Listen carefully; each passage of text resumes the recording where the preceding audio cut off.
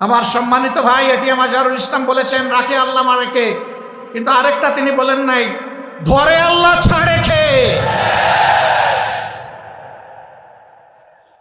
আল্লাহ তাআলা সহজে ধরেন না, কিন্তু ধরা খাইলে তার চঙ্গল থেকে কেউ বাঁচে না।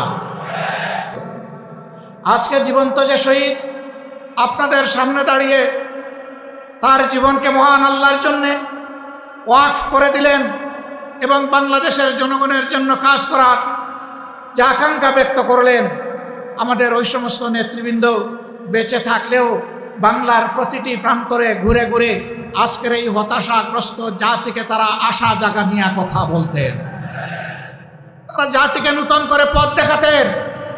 এই অন্ধকার থেকে বের হয়ে আসার উপায় কি? 15.5 বছর আমাদের সাথে যা করা হয়েছে সব আপনারা জানেন, আমি এই চর্বিত চর্বণে যাচ্ছি না। তারা অনেক মানুষকেই খুন করেছে, আবার আল্লাহর ইচ্ছায় অনেককে তারা খুন করতে পারেনি।